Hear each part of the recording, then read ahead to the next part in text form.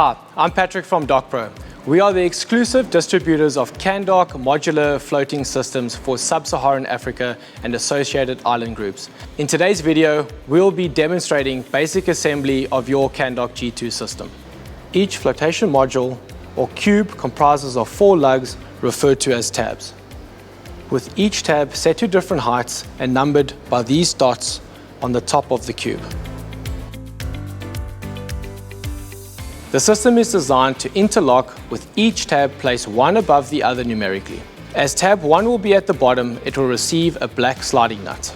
Through the holes in the tabs, we will place our connecting pin and screw it into the black sliding nut. For this, you will need your supplied key-4 pin. When it comes to assembly, we recommend having the modules laid out on the most even and flat surface you can find.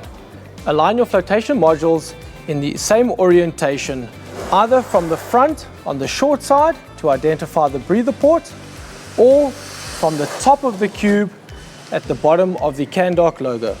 Once you have the flotation modules orientated correctly, bring them closer together and locate the most bottom tab, tab number 1. As tab number 1 is the most bottom tab, in this scenario, we'll be placing a black sliding nut. Pro tip is if you are struggling, you can tap it in with a rubber mallet.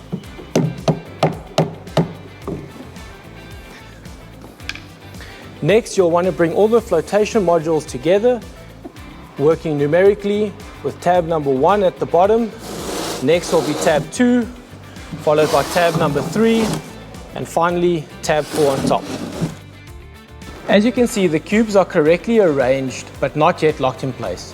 To do this, we'll use our key-4 pin to drive the connecting pin into the black sliding nut at the bottom. Place the connecting pin in the hole.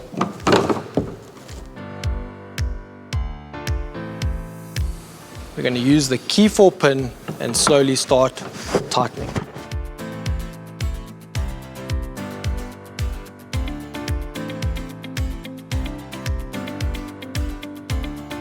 Once the connecting pin is driven down, the final step is to position the lines across my direction of travel. For ease of transport, we usually supply our flotation modules in these 4-pack sections of cubes. By using the steps in the previous example, I'm now going to join these 2 sections together. My black sliding nut is going on tab number 1. My tabs 2 and 3 are going to slot in underneath tab number 4. Place my connecting pin in the hole.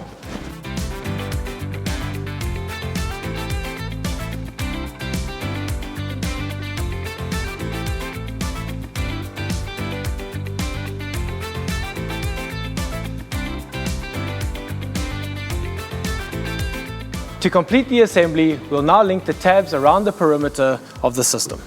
The external lug connector is inserted from the top and the white nut from the bottom. The locating tabs hold the external lug connector in place while the white nut is tightened with a key-4 nut.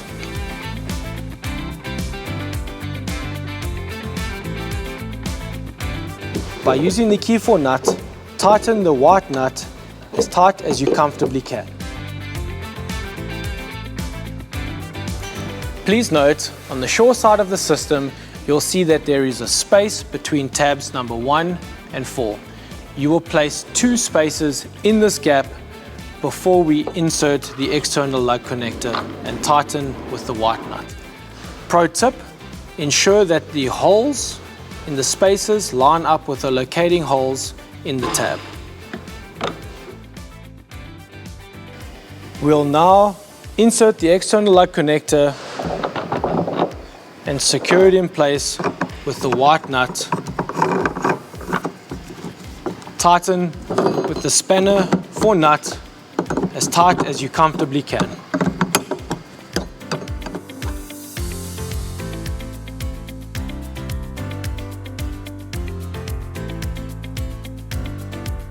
By following these simple steps, you can now continue to construct your desired layout. Thank you for watching today's video. If you have any questions, please visit our website at www.docpro.co.za. Please like, comment, or subscribe to our channel if you would like to see more videos like this.